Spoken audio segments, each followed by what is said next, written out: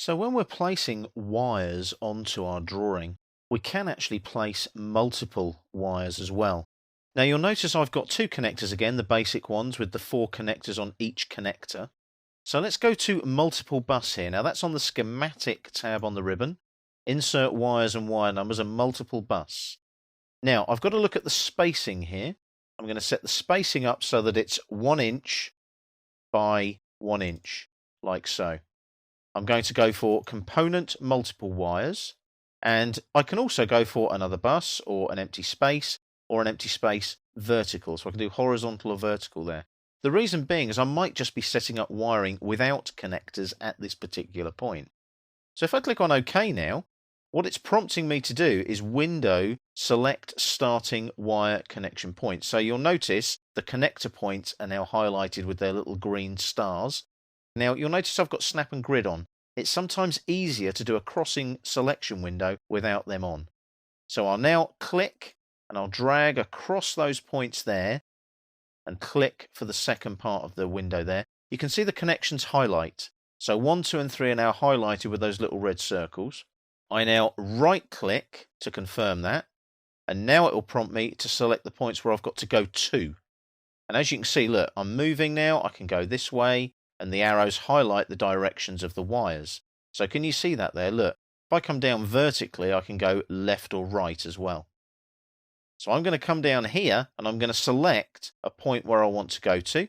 So you'll notice that goes straight to those connector points there on that bus there. So I click, and it puts the wires in for me. The lovely thing about that, all the hoops are put in as well, so that all the wires are clear and where they're going. Now the lovely thing about that is they are just wires. They're multiple wires, but they're just wires, just like placing a single wire. So the trick is there, I could then, if I want to, perhaps go to the icon menu and perhaps put a splice in. So there's my recently used splice.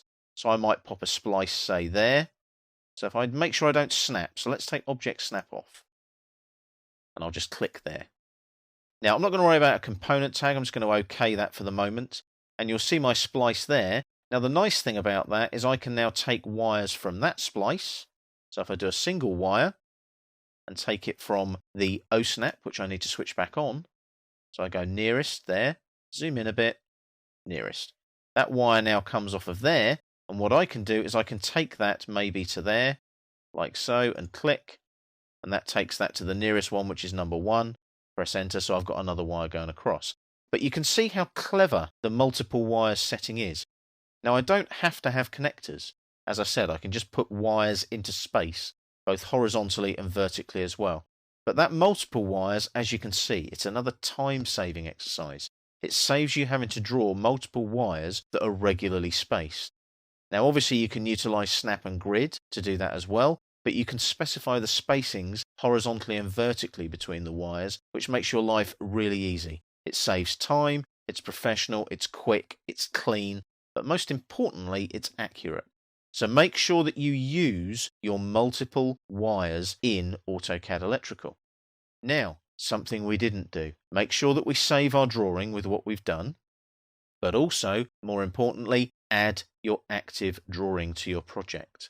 So it's a right click, add active drawing, yes to the default values of the project, and you'll see that multiple wires has got sheet 003 because I copied the previous drawing. So I'll right click there, go to properties, make sure you change the sheet number as well so it's all neat and tidy.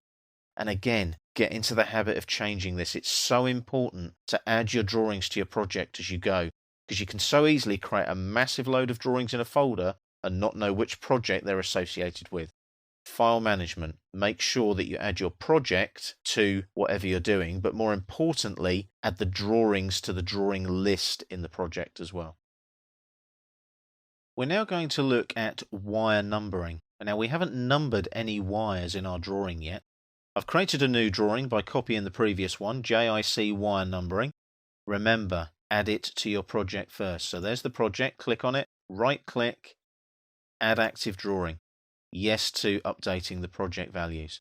Always do this, it's very important. Now you'll notice the sheet number has updated automatically this time. That's because I've previously opened this drawing and updated the sheet in a previous part of when I was setting up the drawing, so you don't need to worry about that this time. However, we need to start looking at wire numbering and making sure that our wires are numbered. So we go to the schematic tab on the ribbon, insert wires, wire numbers panel there, and I'm going to click on wire numbers. Click on the down arrow. We've got a choice of wire numbering, three-phase wire numbering, or PLC input-output numbering. All we need is wire numbers for this. We haven't got any three-phase or PLC going on just yet. Now we're going to tag new unnumbered wires only. We're going to make them sequential. So I'm going to click there and start at 001. I can put a format override in there if I want to. Now, do you remember when I mentioned that we could set things up to work with layer names? In this case, I could use the wire layer format override. I could set that up to use layer names and use layer properties for the wiring.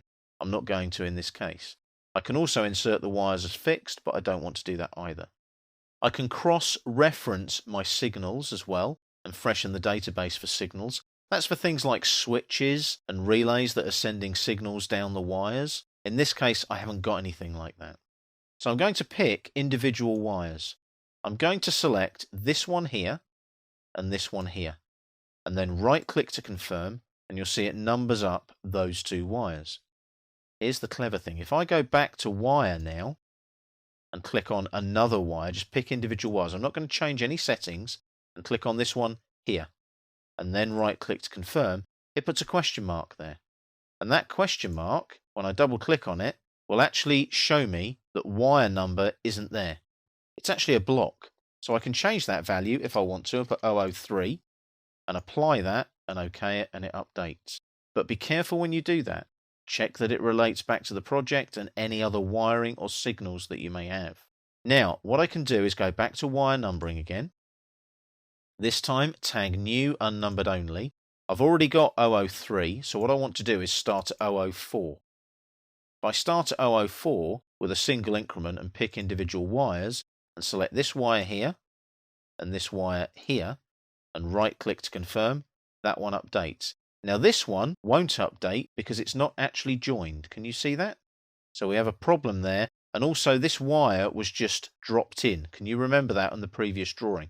What I might actually do there is remove those in this particular case, because they're not joining and we're not getting any wire numbering there.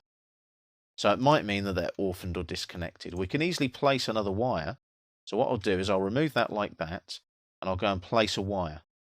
And I'll go from, make sure you've got your O snap on so that you get the snap. So I'm going from that point there, and I'm coming in, and I want to go to that one there. So that should join. Press enter. Let's try that wire numbering again, because sometimes you get this quirk where it doesn't join. Now let's have a look at the numbering. We got to 004, didn't we? So we'll go sequential, go 005 this time, tag new unnumbered only in this case, pick individual wire. I'm going to pick that wire there, enter to confirm, and it still doesn't update. So there's obviously an issue there with that wire coming off of that splice and going to that connector block. Might be a circuit problem, but again, we'll look into that maybe later on. What I would do there is I would remove that wire because it's obviously causing problems, and look at a different solution maybe later on down the line.